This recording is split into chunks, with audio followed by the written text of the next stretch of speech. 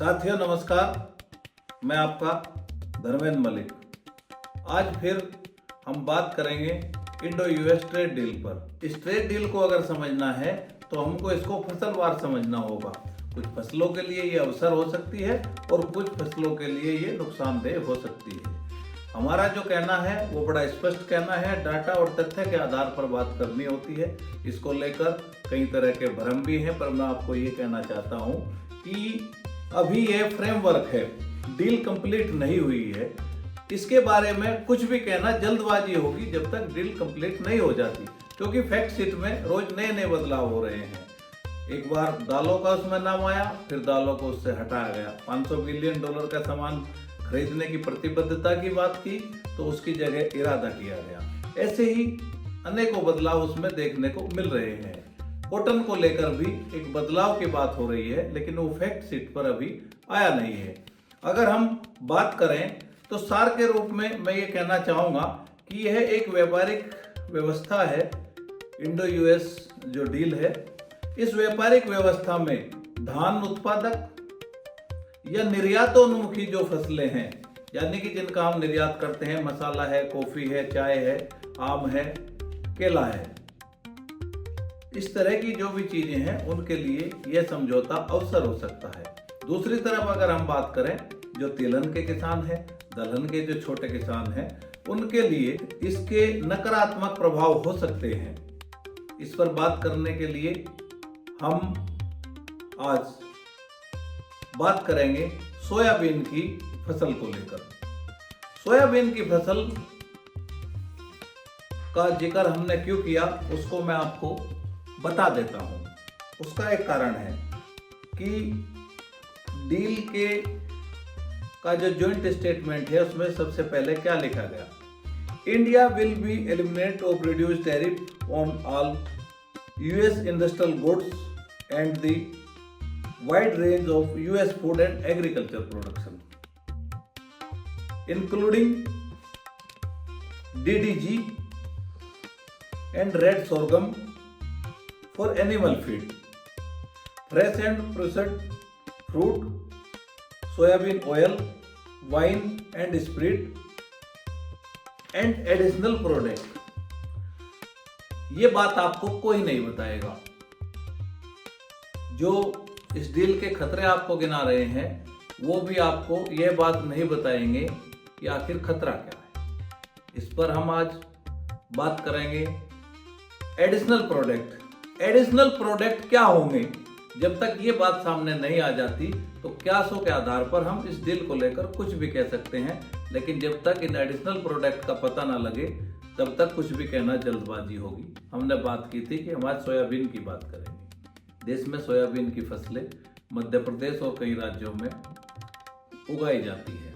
ये बात बिल्कुल ठीक है कि देश में सोयाबीन के किसानों को भाव नहीं मिलता। अब चर्चा यहीं से शुरू होती है कि आखिर ऐसा क्यों। हमारे देश में खाद्य तेल की कमी है।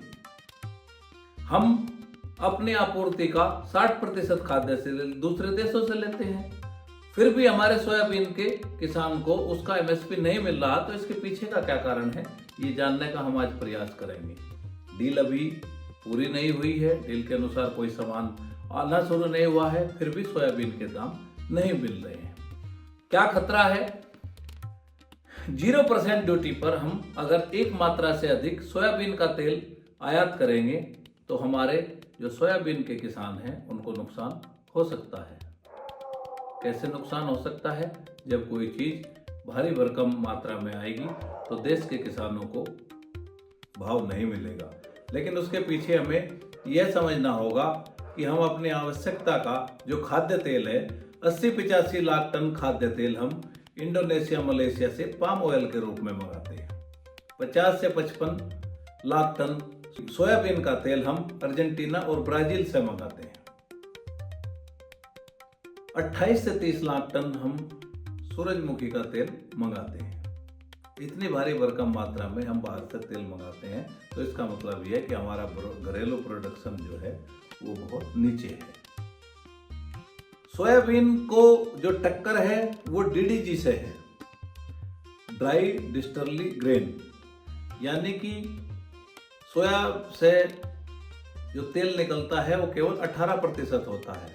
बाकी उसका उपयोग सोयाबीन की खली के रूप में होता है। अगर सस्ता पशु आहार कोई दूसरा विकल्प सोयाबीन का होगा तो निश्चित रूप से सोयाबीन के दाम गिरेंगे। जैसे हिंदुस्तान में मक्का से एथेनॉल बनाया जाता है, जब से हिंदुस्तान में मक्का से एथेनॉल बनाया जा रहा है तो उससे जो पशु आहार निकलता है वो सोया मिल का विकल्प बन चुका है और उससे सोयाबीन के दाम गिर रहे हैं। और मक्का के दाम इसीलिए बढ़े थे कि उससे एथेनॉल और सोया मिल्क का विकल्प निकला था। तो अब हमारा आप किसान साथियों से ये कहना है कि जहाँ नुकसान होगा वहाँ हम नुकसान बताएंगे, जहाँ लाभ होगा वहाँ हम लाभ बताएंगे। अब इसमें एक्सपर्ट क्या कहते हैं इस पूरे डील को लेके? देखिए, दुनिया में व्यापार जारी है, अमेरिका की ग्लोबल गुंडागर्दी जारी है। वो चीन के राष्ट्रपति को कुछ नहीं मानता, वो वेनेजुएला के राष्ट्रपति को पकड़वा लेता है, वो किसी को भी धमकी देता है, वो कहता है कि मैं नरेंद्र मोदी का कैरियर बर्बाद कर दूंगा। तो जो बड़बोले जो हैं ट्रंप साहब, आजकल उनकी ग्लोबल गुंडागर्दी जारी है। तो हर देश वो 30 ट्रिलियन इकोनॉमी का देश है, हम 4 ट्रिलियन इकोनॉमी के देश हैं। जापान हमसे ऊपर है लेकिन डील उनके साथ भी हुई है। तो इसमें हमको क्या करना है? हमारे पास जो सबसे बड़ा हथियार है non tariff barrier, non tariff barrier को सरकार को नहीं छेड़ना है। किसी भी स्थिति में नॉन टैरिफ बैरियर पर हमें कोई समझौता नहीं करना है। नॉन टैरिफ बैरियर क्या होते हैं? नॉन टैरिफ बैरियर होते हैं क्वांटिटी रिस्ट्रिक्शन। कोई देश सामान बेचता है, हम कह सकते हैं कि हमारे देश में इस मात्रा से अधिक इसका आप नहीं बेच सकते। टैरिफ कोटा होता है, सांस्कृतिक प्रतिबंध होते हैं, सैनिटरी एंड फाइटोसैनिटरी कानून होते हैं, पर्यावरणीय कानून होते हैं और जीएम और नॉन जीएम। अमेरिका के किसान भी इस डील से बहुत ज़्यादा खुश नहीं है। उनका कहना है कि अमेरिका में 80% जो कृषि उत्पाद है वो जीएम है और हिंदुस्तान में जीएम पर प्रतिबंध है। तो हमें लगता है कि जिस तरह की बातें अमेरिकी सरकार द्वारा कही जा रही हैं उस तरह का लाभ होने वाला नहीं है। तो दोनों देशों में किसानों में अभी आशंकाएं हैं और आशंकाएं होनी भी चाहिए क्योंकि अभी डील पूरी नहीं हुई है। तो मैं फिर आपसे एक बार यही कहना चाहता हूं कि अभी इंतजार कीजिए, अभी डील पूरी होनी है। डील पूरी होने के बाद फिर हम बात करेंगे और अगर इस डील में कहीं भी किसानों के हित प्रभावित होते हैं तो पूरी ताकत से देश के किसानों के साथ खड़े होकर आंदोलन करने का काम करेंगे। जय जवान जय किसान।